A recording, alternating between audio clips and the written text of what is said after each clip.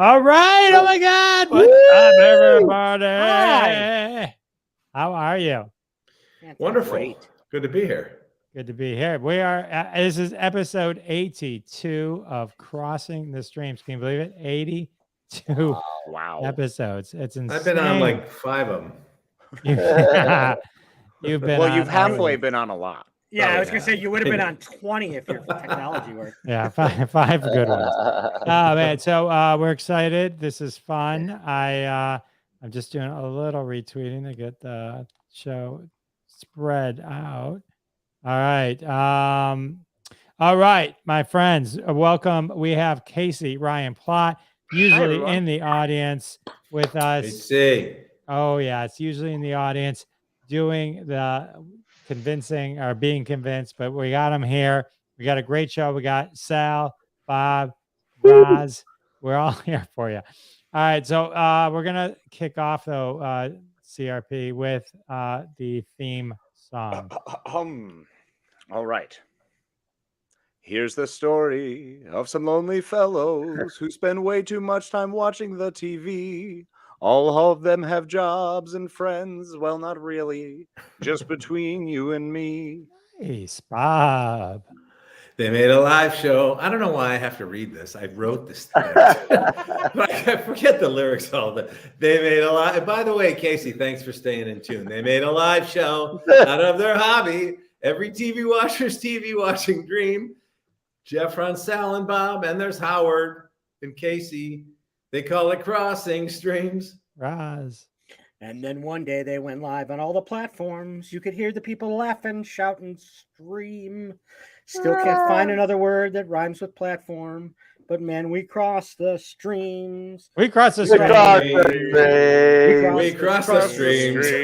That's the way we do it here. We cross the streams. Hey. Woo! My apologies. I thought we were in C. Oh man, so that's funny. That's funny. What do we got? We got Jeff making a podcast. Blah, blah, blah, blah. I don't know. Welcome, Jerry. Welcome to the show. It was gibberish. I have no idea. No, he was channeling Rob Schneider from Saturday Night Live. Oh, was it? Jeff Farino making a podcast. Bob, Ding Dong, making the jokies. Roger the Red Man, getting angry. Sal, Salmonella, making me laughing. Casey, the Plotster, making me twist. Jerry, you were doing. Oh man, I feel bad. I missed. I didn't catch the first word right, so it just didn't even click. All right, Jerry. Well played, my friend. Strong. Very well played. Oh, we are good. We are standing with Ukraine still, and all. Yeah, we keep it. It's still going on. They're still fighting that fight. So don't let Biden having COVID throw you from the knee. He's over it now. Yeah, he's doing good. I guess he tested negative twice. Negative twice. Yeah. All right, we got a drinking game brought to us by Jerry and Carmen. So any technical issues, drink. If anyone drinks, which is usually Seller Bob, you drink.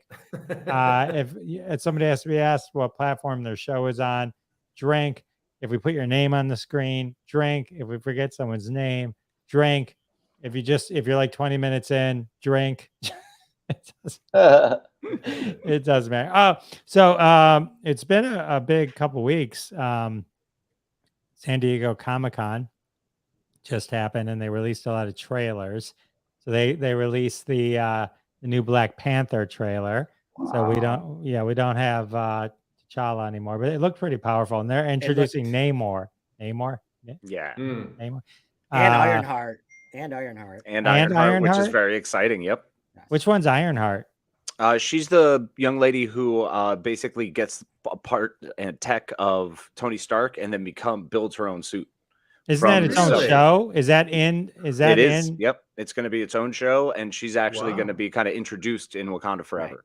Right. Oh, I watched the first episode of Miss Marvel today. I just happened to watch it. It was actually pretty enjoyable.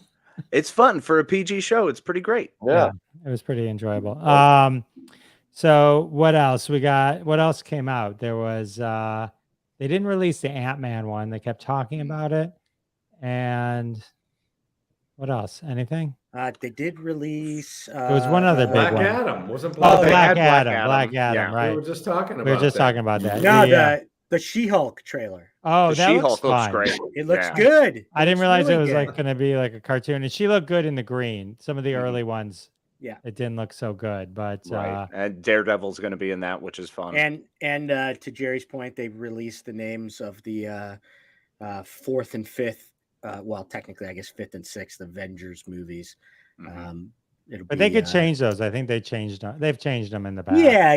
They Yeah. could, but I mean, it looks like it's going to wrap with Secret Wars in Phase 6, which is really exciting. So that'll be But like one everyone. movie, Secret Wars, was an entire mini. It was, series. yeah, it was a but 12 there shot. wasn't It was a great. ton that happened in it, really, Right. either.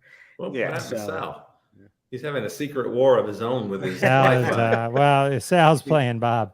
He's Oh, trapped in his I, circle. Hey, I did want to pay tribute to Tony Dow. Tony passed Dow, yeah. away. Yeah. did So he it was, actually pass away? He did. He today, did. He yeah. did. He did. He Again? was. Okay.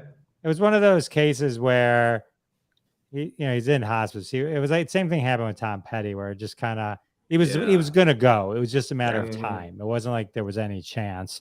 And it was actually his family that announced it. His They wife. thought he had passed away, and then it turned out he just hadn't exactly passed away. I could see where that, if you've ever been with someone who, I remember when I had a close relative pass away, and they put the thing up to the heart. Nope, still alive.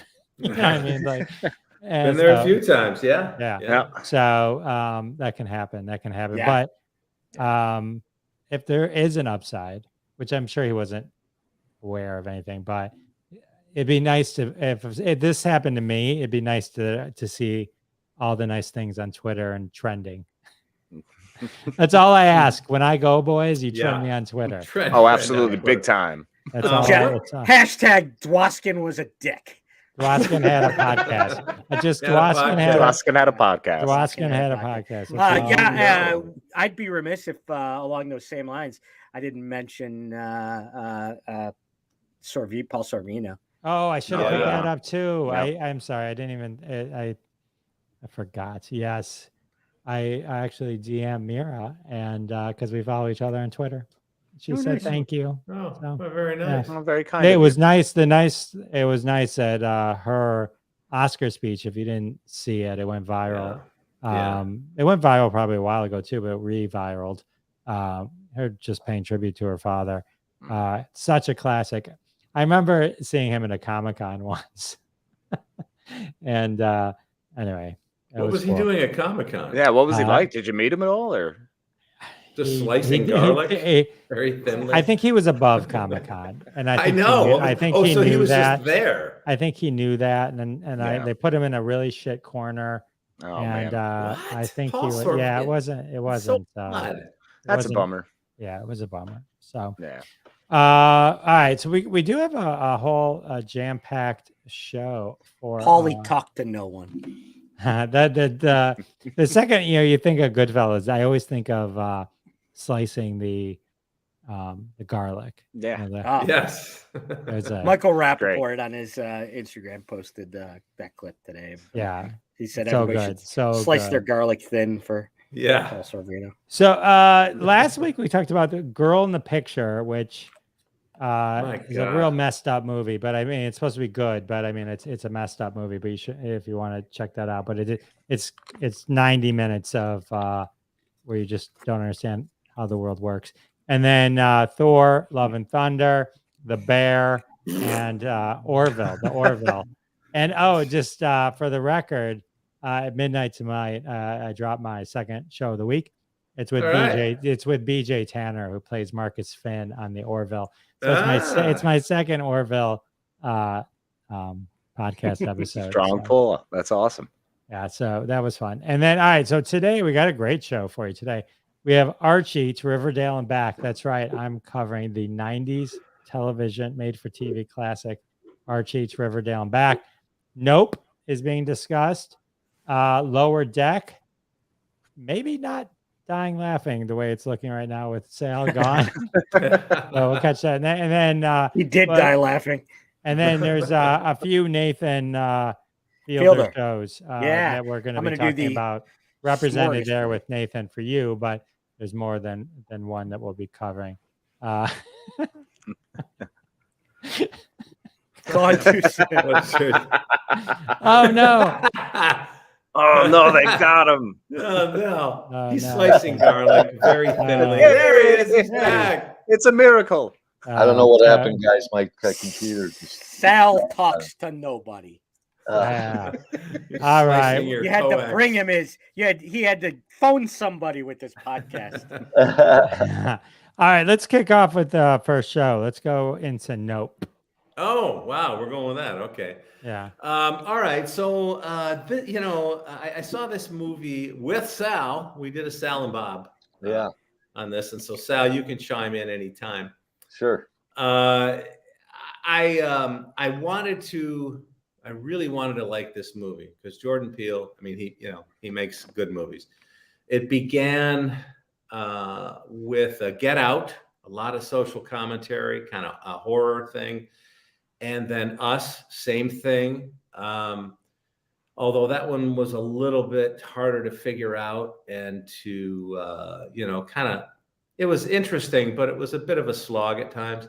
And this one, I kept reading about how he was introducing a sort of Spielbergian kind of grandeur, wide shots of this horse ranch and, this just a bigger overall feel where the first two movies were sort of, I don't want to say claustrophobic, but they were they're much more intimate, I guess. So I wanted to like this movie. I didn't like this movie. I just, here's my thing on this. And Sal, you can give your opinion after this. I don't know where you are on it, but my feeling is this.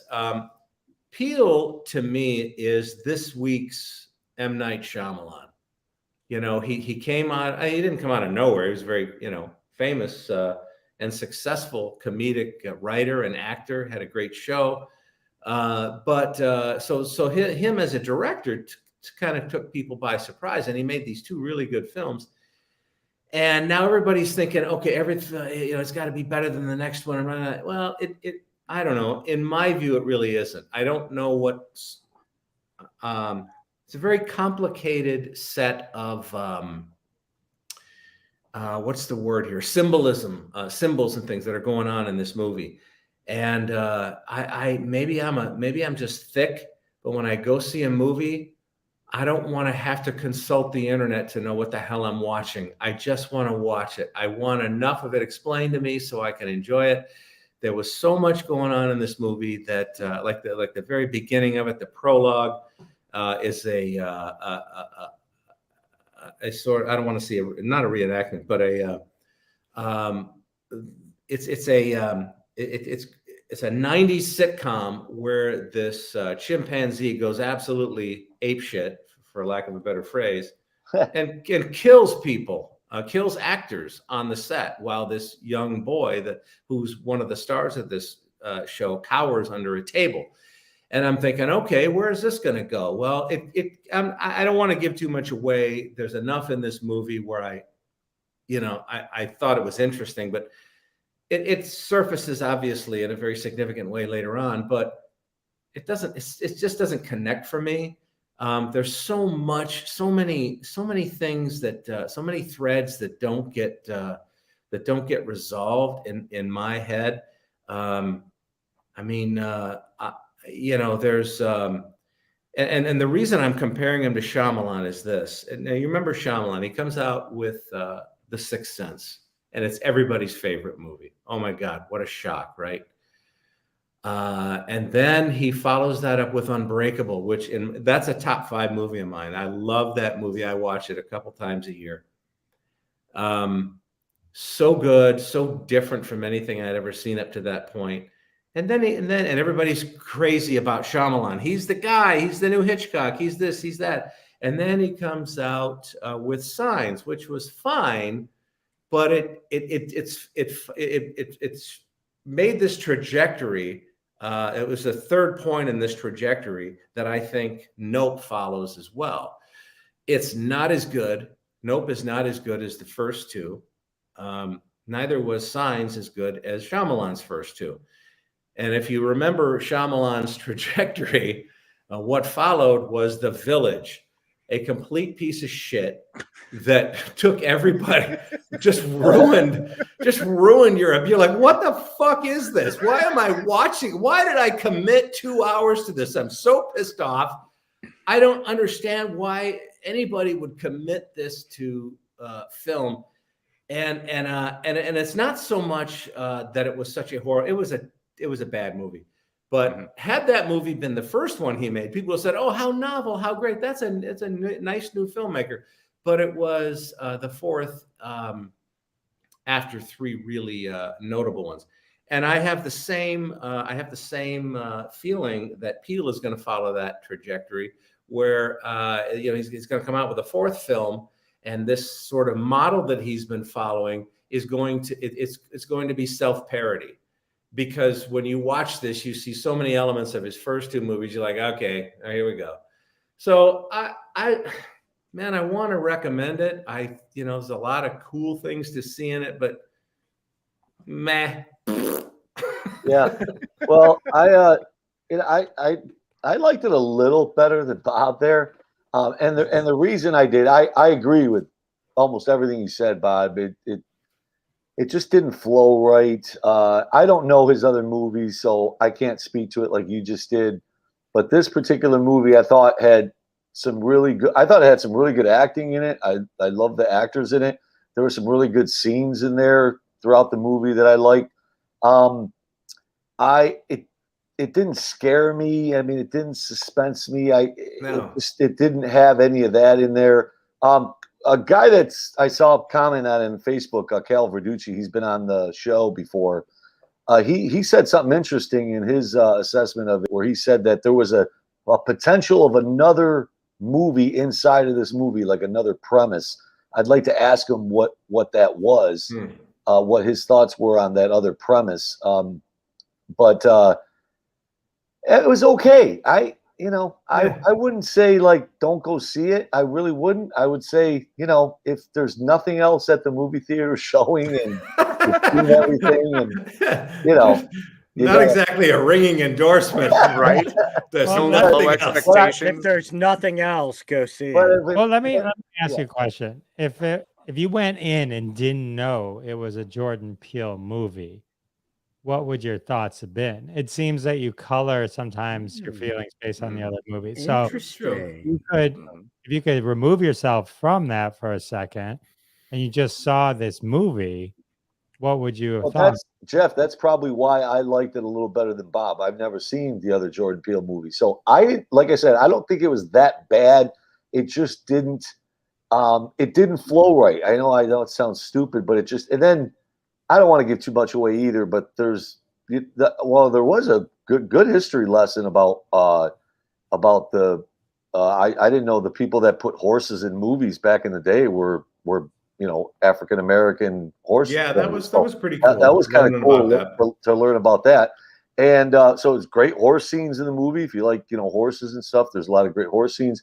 But the so-called alien in the sky, I don't want to give too much away, but when you finally see that was a letdown for me. Sorry, I may be giving it away, but no, they show a little bit of that. Okay, do they show it? Okay, yeah, it just didn't. Well, they show a little bit of it in one incarnation. There's I'm just saying, like there's an alien or something. Yeah, yes, right. but there's always an alien. There's always an alien. But there's there's a Shyamalan twist to that alien, and we're not going to say what it is, but it's very disappointing. You're like, really? This is it? Come on, stop. Is it M. Night Shyamalan? It's actually M. Night Shyamalan, yeah. With a fright wig, like the ghoul, with glasses and one lens. Like Sir Graves Ghastly. All right, so is your final call see in the theater or let cable pick up the tab? Like cable. I would say cable. I'd say don't go see it at the theater. I'd say save it for cable. Yeah. Fair enough. But see it. I would see it. If you're a Jordan Peele fan, definitely see it. No doubt about it. Okay. All right. Thank you, guys. Nice. All right. Well done. Thanks for watching that movie.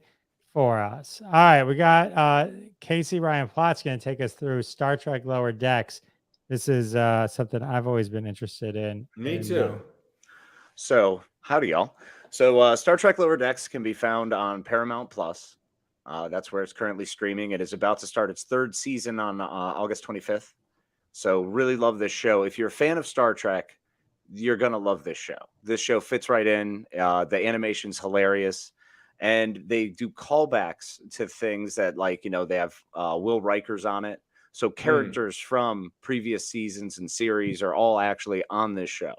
So it's fully endorsed, fully backed. They respect the heck out of it. And it's basically you're following this ship that goes behind the USS Enterprise. So if the Enterprise is the first ship that shows up in First Contact and has all the adventures, this is the ship that shows up and is like, all right, here's your shipping stuff, here's your clothes, here's, parts of the Federation. They call it Second Contact, and they just follow up everything. Like they have to clean up when they have some big, terrible monster attack. They have to clean it up. They're the crew that goes in and grabs it and then has to take it back to Earth or Federation headquarters. Yeah, that's funny. Yeah, it's pretty good. You wind up following the 4 ensigns, who are basically the main characters. You have Mariner Beckett, played by Tawny Newsome, who's from Space Force. She's great. Bradward is a guy who's played by Jack Quaid. He's voiced by The Boys. Yeah, so he's fantastic. Lots of big names. One of them, if you ever watch The Good Place. Yeah. Yeah, the I've guy. heard of it. Never watched okay, so the guy who's the best friend of Jason, the crazy guy in Jacksonville who always gets into trouble and they wind up killing each other a lot. Yeah, so he's the one who actually voices one of the other main characters. Jerry O'Connell's in it.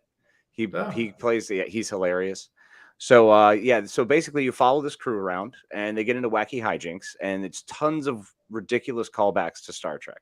So if you're a fan of Star Trek, you'll love it. Are these red shirt guys? Yes. Okay. They're the red shirt Lower Decks who actually, like, they wind up interacting with the bridge crew a lot. Like Mariner, her mom is the captain. You're not really, that's kind of like this big secret they try to keep on the ship because she doesn't want special treatment. And she basically is kind of adventurous. And whenever they go on away mission, she's taking off and leaving and getting into wacky stuff. All hijinks ensue. So it's a lot of fun. It's a really fun show. The animation style is hilarious. Jerry. Yeah, sorry. It's true. So it's canon, but because it's cartoon, they can do pretty much anything because it's so easy to get the voices. Exactly. They have characters die and come back, and there's always a mystery of, wait a minute, how did they come back? Like they ask all the questions because they play out all the tropes. So the bridge crew is playing out every single trope you're used to seeing. And then these lower deck characters are, they're the ones who are cleaning up the messes, and they're caught in the messes all the time. It's great. And it's all animated. All animated. Wow. Now, is it what do I want to say? Is it like cells? Is it the old Disney kind of animation? No, it's not the Disney cells. Okay. It's actually, it's more of the almost Family Guy animation. Okay. Yeah. Well, cool. So every time Star Trek comes up and somebody talks about canon or something like this, it always reminds me. Jeff and I went to see Star Trek 6. Mm-hmm. No, Star Trek 6. Undiscovered Country. Mm-hmm. Yeah, that was pretty good. In a theater in college on a Friday night opening weekend. It was packed. This is what you guys did with your Friday nights in college? Never mind. Go ahead. Should we have gotten drunk and lost all our brain cells, Bob? This may have been later. We did that after the movie. No, we went to see the movie, and I had never experienced true Trekkies firsthand. And we were sitting there, and there's the scene toward the end of the movie where Sulu shows up with his ship he's captaining, and they're trying to figure out where the peace talks are going to be held. Mm-hmm. And he says, they're going to be held at Camp Kittimer. And the two super Trekkies in front of us, like in unison, turned to each other and went, "Site of the Kittimer Massacre." And Jeff and I looked at each other like, what the hell? Well, it was. That's where the Romulans went there and jacked them all up. Yeah, exactly. Now I know. So I think at one point in time, it could have been Casey in front of us. Yeah, it might have been. Maybe. I would have been younger. That was my. I obviously heard all the Trekkie jokes and saw the two great Trekkie Saturday Night Live. Well, the one Trekkie Shatner Saturday Night Live skit, and then the other Star Trek rotating restaurant, which is one of my favorite. It's SNL great. skits of all Being time. able to laugh at yourself is always fantastic, and that's Sure. really what this show does. Is it just brings all of that out. So everything that you always laugh at, either being a fan or other people who mock you, and it's great. Whatever, I enjoy what I enjoy. It's fantastic. William So Shatner just came out and said that Gene Roddenberry would be spinning in his grave. Yep. Over these. Well, because Rod Roddenberry's at the helm, and they never got along. This show, over Lower all Decks, of them. all of them. Yeah, Discovery, everything, which is outrageous because I think they're fantastic. I think they're falling right in line with all of the original Star Trek. I love it. Yeah. Shatner needs to hold on to his. Well, Shatner's always upset about stuff, man. He's got to get some kind of spotlight, and by talking smack, it usually helps. Yeah. All right. So Lower Deck on Paramount Plus. Good job, man. Yeah. Fantastic. All right, we're gonna lighten things up with dying laughing. Okay. This is gonna be real quick, guys. There's not much to this, but it's a very interesting documentary. It's a documentary about just famous stand-up comedians talking about their worst experiences on stage, whether it was when they were starting out. Some of them talked about bombing when they were even famous a little bit. So it's just a very interesting documentary. It was entered in the 2016 Los Angeles Film Festival. And basically that's what it is. I mean, obviously me and Bob that do a lot of stand-up here. I know Jeff does 1.5 shows a year on his schedule, but no, I'm just kidding. But and Jeff, you can chime in on this too. You've maybe Bob and Jeff real quick. Oh, did the 18 years of comedy I did? Yeah, so, well, you never bombed though, Jeff. So yeah, he never bombed. So that's true. That's true. But it's just. But I've seen Sal bomb a lot, so I got plenty of reference material. I've performed in Iraq many times, and but basically, it's just these comedians. It's 90 minutes of just some of the most famous comedians that you love. Just talk about their worst experiences on stage. I mean, Jerry Lewis is on there. Jerry I know Jerry Lewis was alive then. And, literally every Jerry Lewis stage appearance is my worst experience. But go ahead. But he's on there. Obviously, Jerry Seinfeld's on there a lot, talking about his early days. Sarah Silverman. She told I'm not going to tell every story that these guys told, but Sarah Silverman told a really good story where she was on stage one time at some New York club, and it was pretty packed. And she is just not getting a laugh at all. Nothing. Like literally nothing. And all of a sudden, one of the other comics, she didn't say who in the documentary, but all of a sudden you just heard just a guy, somebody whistling in the back, and then and she said she heard that was the only thing the crowd heard, herself included. So just great stories like that from Kevin Hart, Russell Peters. It was really cool. 90 minutes of this. They also show little clips of comedy clubs. Some of the ones we've all performed at, us three. They showed actually the Funny Stop, the one I'm going to be at this week at Cuyahoga Falls. Oh, look at that! They show Joey's Comedy Club in Livonia. They show obviously Mark Ridley's. They show a bunch of obviously the Comedy Store and all that.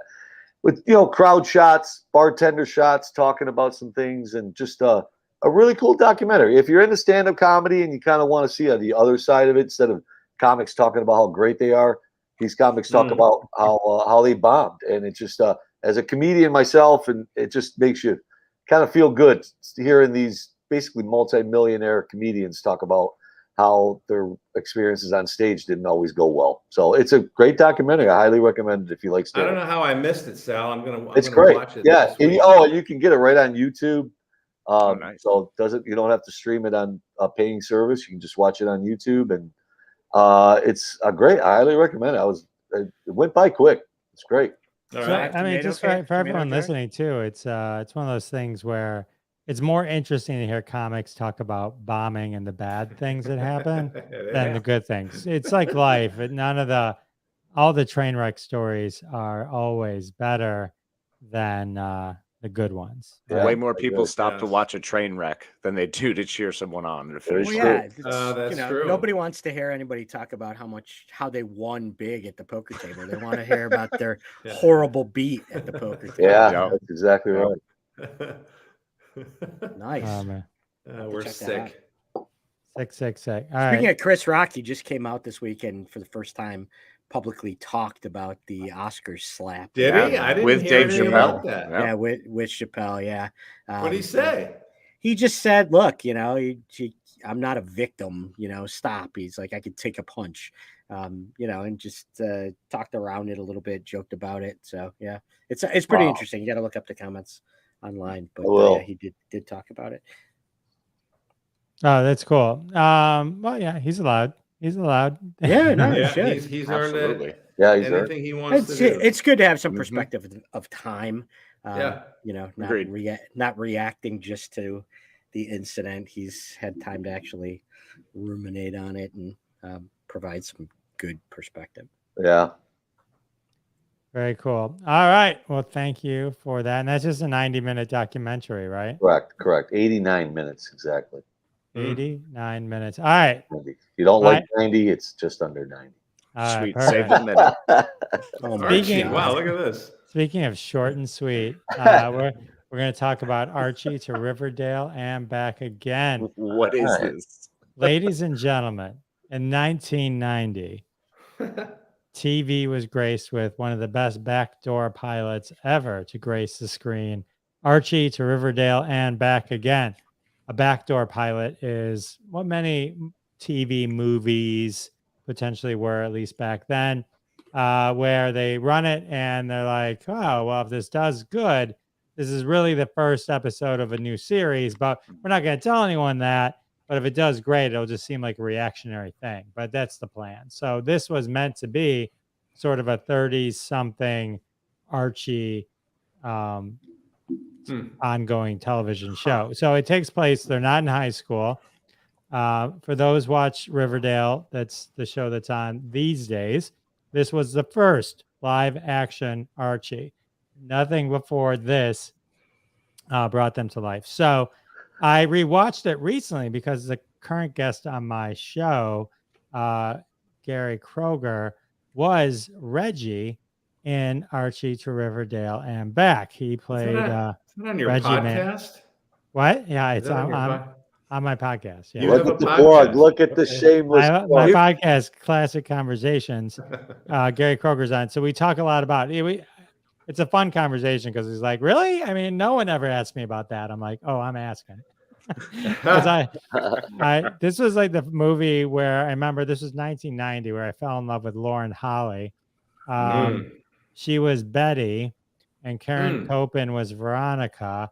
And they basically, it's basically they all come back to Riverdale and they're all grown up.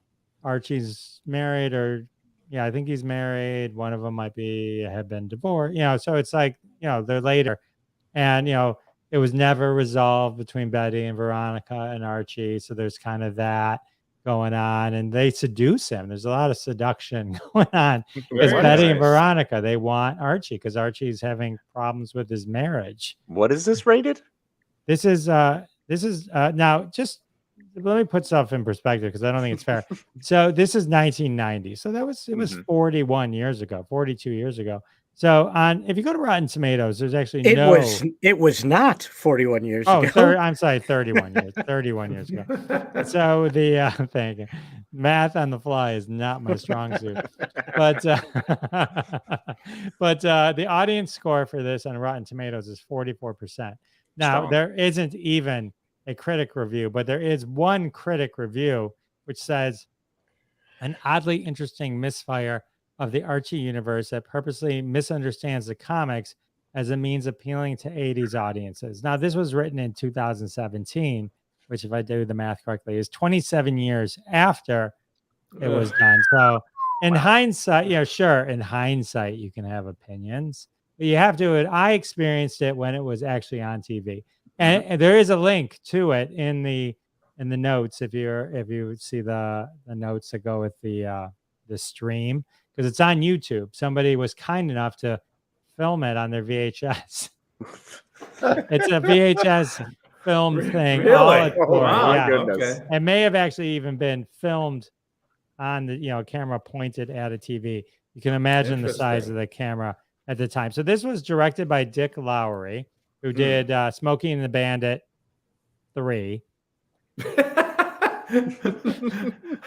Yeah, Which okay. does not exist in my mind. Piranha, It had no juice, no nothing left. Project L, Piranha 1, not Piranha 3D. Gambler, The Gambler. Everyone loved it. The Kenny Well, Rogers was- movie? Yeah, well, he Yeah. That was a did good part- TV he movie. did Got to know He when did part 3 oh, and 4. the Uh, wonderful He and didn't do oh. 1. He did part 3 and 4. Right. Oh, But these are based walk on the away. classic characters. There's a lot of throwback. And I tell you, I rewatched it and I loved it. Now, it may have been part nostalgia, part whatever, but I thought it was fun. And I think it could have been a fun TV show for back then. Keep in mind, it's the 80s. You got to watch it and go, this was the 80s at its Wait a minute. best. I thought it was 90s. This was the 90s at its best. Which is The- well, it was a I'm- very low bar, I think. I mean, Parker Lewis Can't Lose is kind this of was in that 19 range. a now, couple Jughead- years removed from BJ and the Bear. They actually they sing Sugar Sugar in the thing, so you can't, because they are the Archies, they are a band, and they do get the band together. Sam Whipple plays Jughead Jones. Wait, that's what I wanted to know. Who the hell is Sam Right? Whipple? Well, Sam, if you look him up, you'll know who he is. He actually, I'm gonna look unfortunately, him he up. died in 2002, just 4 years before this movie was made. No, I'm just kidding. He was the makeup artist in the Larry Sanders Show. He's got like a lot of things. He died of cancer in 1941. 1940. He died. I can't. What's wrong with me? He died in 2002 at He the went age back of in 41 time. of cancer. Okay. But he's Jughead, He and was then in- Gary's Reggie, and then now just to give you an idea of the movie and the 90s, and now picture the 90s. Do you remember Benson? Yeah. Yeah. Do you remember the lovable governor, James Yes. Noble in Benson? Mhm. Well, he's Veronica's dad in this movie, and he's the bad guy. So you can imagine Ooh. Wow. 90s villainy. Is that a word? I just coined it. Villainry, yes. Yeah, it's if it's a new word, somebody register it for me. Oh, And Wordle. Use it on Wordle. here's the whole cast. Look at That's them the whole all. cast. Wow. It's Christopher Wow. Rich as Archie. And look, it's got old fashioned Yeah. fun. Yeah. Pops, Yeah. the soda shop is being threatened and is going to be destroyed. And Archie is now a lawyer and he goes to court to try and save it. But Reggie, who's the bad guy, he's trying to do. Reggie's the bad guy now. Yeah, well, okay. he's the antagonist, and Yeah. he comes around at the end. I don't mean to ruin it for everyone, but he comes around at the end, but it's a lot of fun. I thoroughly enjoyed Are it. there sharing of banana splits in this? There might have been. I mean, it makes you want to eat it. It makes you want to eat a sundae. I'll tell you that. But Yeah. Archie to Riverdale and Back. You got to find it on. You got to find it on YouTube. You literally just search Archie to Riverdale and Back. It's almost like they start streaming it automatically. They want you to watch it. And so it's all good. It's all good. And Gary Kroger's in it, fresh off Saturday Night Live. So you can't miss with this movie. Can I tell you, this guy here who plays Archie looks like a dime store Tom Hanks. He does. See He that? does. That's He the was name? in Interesting. Boston Legal. He was in a few Was other he? things. Yeah. Huh. Dime store Tom. Why? What does that even mean? It All means right, you're a folks. little bit older than you appear. Yeah. All I right. remember the old 5 and 10. All right, we got one more show. This is I didn't have the third image. Yeah. But there's three. It's Nathan Fielder, who's a gift to television, and Howard's going to take us through this. Yeah. All right. So if you've been listening, watching, reading, Nathan Fielder has been super hot. Reviews, interviews, talking about him. He is. I just recently came to know who he is and see all this stuff. He's freaking brilliant. He is. He is brilliant. I love that. So it's really three shows. He created, stars in 2 of them, and the third one he executive produced, brought to TV. So the first show is Nathan For You, which did 4 seasons on Comedy Central. It's streamable pretty much freaking everywhere right now. HBO Max, I think Paramount Plus, Amazon Prime Video. It's a little bit everywhere. I will hold this up as one of the funniest, scream yourself, laugh out loud television shows I've ever seen in my life. It is like brings raucous laughter out of nowhere. So the gist of Nathan For You is he is going to local businesses, and it's cringe comedy, right? It's shot real. It's, candid kind of stuff mixed with definitely some mockumentary style to it. But the gist of it is he's going to these small businesses with an idea to help them solve a problem for them, which isn't really a problem for them. So, and from that, his main idea that and he's using his business degrees that he has. That's why he's an expert in marketing and all these things. He tells them, and the ideas that he has to solve the problem are ridiculous. But then what becomes even funnier is the steps he takes to help solve that problem with the concept he comes up with. And it is so funny. So like the one we were just watching, eating dinner tonight, it's a restaurant known for their chili that's right near a minor league hockey arena. And they want to get into the minor league hockey arena, but they say they have their own chili vendor and they can't get in.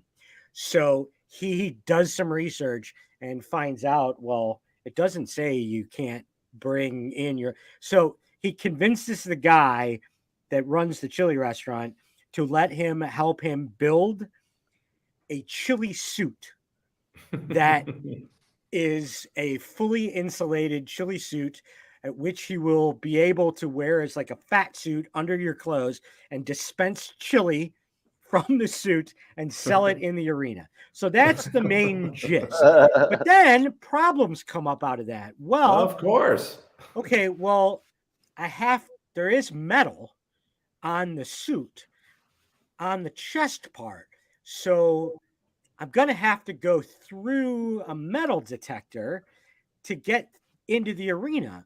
So the only way I could do that is I could attach an actual pacemaker to the outside of the suit. But to have that work, I need to go to a doctor and get an x-ray that shows I have a pacemaker and an approval card, a medical approval card that I can then show to get in. And it is just, his delivery is so deadpan and serious that it's just, it's unbelievably funny. There's another one where he goes into a sporting goods store who's having trouble, a soccer store, and part of the problem with their business is they're not as big as the other chains. His idea is to help them grow business, is that they should sign a professional athlete to endorse the soccer store, a professional soccer player, but the store can't afford to hire a professional athlete. So what if they sign lifetime contracts with 7 and 8-year-old soccer players in the hopes that one day down the road, they'll become top-notch soccer players. Yeah. But then he's like, okay, well, how do we sell the store on it? So he goes to an artist, a sketch artist who can do police aging techniques to see what the kids would look like down the road. It is so funny. And one kid wants to be an astronaut, so he brings in a guy dressed in an astronaut costume who convinces him that his whole family died on one of his missions. And being an astronaut's a horrible thing. If he could do it all over again, he would have been a soccer player. So, I mean, it is crazy, crazy, crazy, and hysterical. Howard, is this the one where he made a fake Starbucks? No. That He's sorry, done yes, that. yes, it is. He made a fake Starbucks. Oh, not only that, not only did he make a fake Starbucks, there's another one where he realizes his dad lets him know that the apparel company, that the jacket that he or hoodie that he wears on almost every show is tied in to some anti-Semitic Holocaust deniers, which was a true thing. So he decides he's going to create his own apparel company that raises money for anti-Holocaust denial, and he's going to raise money, and then gets a rabbi to help him create a display for an outdoor, like an REI, basically in Canada where he's from, to create a display. The display that is created is so hysterically offensive. It's unbelievable. But the apparel was great, and he still sells the apparel, and he's made a couple $100,000 selling the apparel that he's donated to Holocaust survivor funds. He's done a couple of things like that. There's a book that was an exercise technique of trying. It's a moving company that struggled to find labor to work for the moving company. So he created a moving, helping move boxes and furniture is a free, easy to understand exercise plan. And he convinces people to come to a first trial appointment where they're just moving boxes for the hired move. It's crazy. 4 seasons, and honest to God, it is one of the, like, we sit there and watch this while we're eating and stuff. My wife and I, and our friend Dan, who's staying with us for a while, and we're laughing hysterically. Howard, is this the one where he convinces the liquor company, figures out a way to sell alcohol to underage kids, yes, and then puts it on layaway so they can come back when they're 21? My favorite is where he goes into a bar and convinces these people that he can quadruple their business by having plays in this bar. But the play is just the customers at that moment that he casts with actors. He gets pictures of them and the whole scene, what's going on at that moment. And then they all have to leave. And then he goes and casts actors to come in and play these random people. Right. And then he charges people to come in and watch this shit. Yeah. It's just so bizarre. He does that because the bar owner was losing a ton of money because they had outlawed smoking. He discovered that the only place that smoking was allowed in an indoor space was as part of a theatrical production. Okay. Oh, yeah. So they could smoke. Yeah. So he lets people smoke that are viewing the play, which the first night of the play is just them watching. And their comments are like, it was pretty interesting. It was kind of a good slice of life. And then he goes to a theater professor and shows it to her. She says, yes, it's a good portrayal. So you're right. He has to hire actors. He ends up having the woman who owns the bar audition to be in it, and he has to tell her, I'm sorry, we found somebody to play the role better. That's just the kind of stuff he does. It's hysterical. So that's the first show. That led to him bringing to HBO this show called How To with John Wilson. John Wilson's the guy who created the show, who was a film student. It's very similarly themed. So How To with John Wilson was a show where John he wants to create and help people on a topic that affects him and things like that. So, for example, one of his topics was memory. So he starts talking to people about memory and, losing their memory and how to remember things. And he starts talking to a guy in a grocery store. It turns out the guy in the grocery store is and it just, each of these episodes spins out to further things similarly that end up being topics that he delves deep into that are crazy. for example, in the memory one, he ends up talking to this guy who's this merchandiser or buyer or executive for some company who is huge into research over the Mandela effect. You guys know what the Mandela effect is? And this guy is way down the road, like the QAnon version of Mandela effect research. He ends up going to the Mandela effect conference, which is in a hotel, like a Days Inn conference room in like somewhere in Idaho. Sounds like a party. And he ends up talking about this. So it's a great show. And it's super funny. Again, John Wilson, this guy's delivery is very similar, playing it deadpan, taking all the things in and just agreeing with these people and say, acting interested. And it's also very hysterical, very along the same lines. The new show, though, may end up being the freaking funniest of the three. It's only aired a couple of episodes on HBO. It's called The Rehearsal. And this is, again, created by, starring Nathan Fielder. The gist of this show is he finds people who have some part of their life that they're struggling with or don't know about, and he is going to help them rehearse for the actual life activity. It is crazy funny, the budget they must have had for the show. So the first episode, he meets a guy who is on a trivia team at a bar. And some point in time, there's a woman that he really likes on his trivia team. Some point in time, early in knowing her, he had made it seem like he had a master's degree. And he didn't. But for years, he has gone along with it to the point where she's tried to help him get jobs and has told people that she knows that he has a master's degree, and he's guilt-stricken about this, and he wants to solve the problem and find out the best way to do it.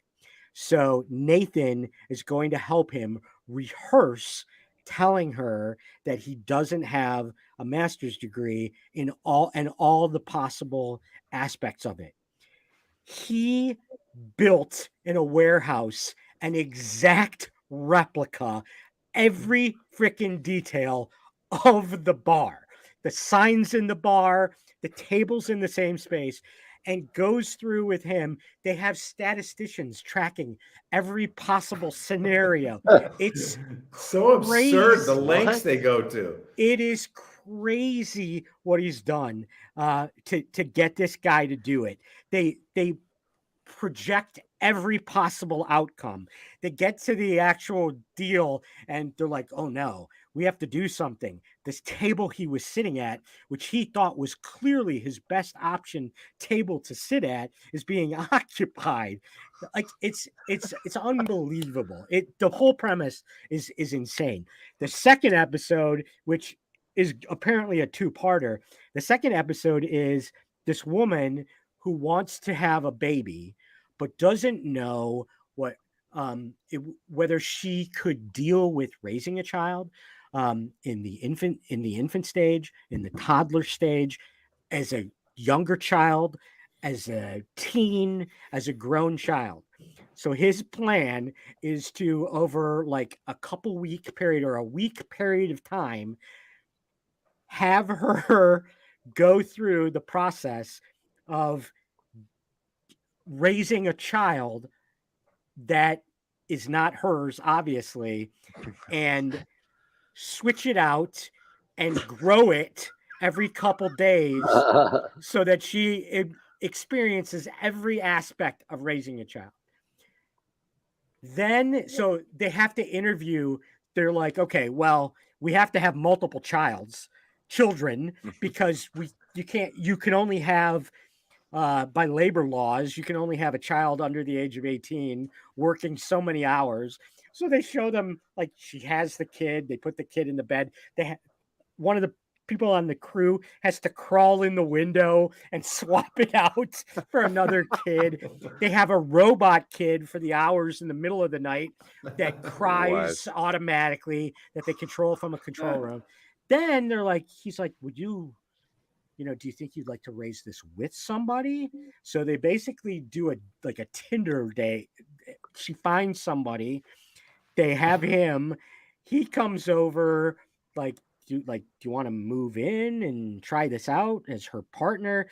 Like the first night, he's like, screw this, I'm leaving, man. He brought his bong with him. He's out. He's out. It's crazy.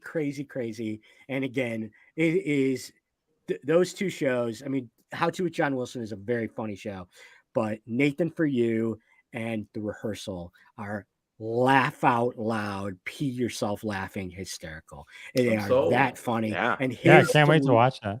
Yeah, I'm really excited to be introduced to that. Thanks, man. Yeah, they're both great. That rehearsal one, that sounds like that should be like, a course in high school. Like walk around with your child. See how you feel. That's really what it is. Life stuff. Yeah, it's fantastic. It's like taking the concept, of kids, raising a bag of flour as a kid during, for life skills Don't break the class. egg. Right. Taking it to the next level. But like the thought of having a full-on dress rehearsal for some aspect of your life, like the house that they recreated her house that she lives in, and it's like unbelievable. Then they had like when they had the father, the guy come in, like he had to call up each of the kids' parents and say, would you be comfortable with this gentleman, being part of helping raise your kid? It's unbelievable. It's crazy. It's hysterical. He kept the bar. Like in the second episode, he needed to think about something because he was unsure. So he went to the bar in the warehouse to have a drink and just ruminate. It's great. It's hysterical. Sounds amazing. All right. That's awesome. What a great show. All these shows. Good show, you guys. Thanks, Yeah. everybody. All right. Hey, Casey, Ryan Plott. Thanks for CRP, joining thanks, us. man. Of It's a course. pleasure. Thank you so much Remind for everyone having where me. they can find you. You can check me out at thescenesnobs.com. You head on over there and you can find our podcast. We're live every Tuesday night, 9 p.m. So make sure to tune in. We appreciate it. Thank you so much, Jeff. It's always a pleasure, man. Bob, completely convinced we'll not watch Nope until it comes out. Sal, that sounds great. I'm probably going to throw it on now. And Howard, you introduced me to something wide open and new. And Jeff, as always, you nailed it. I have to watch this Archie show.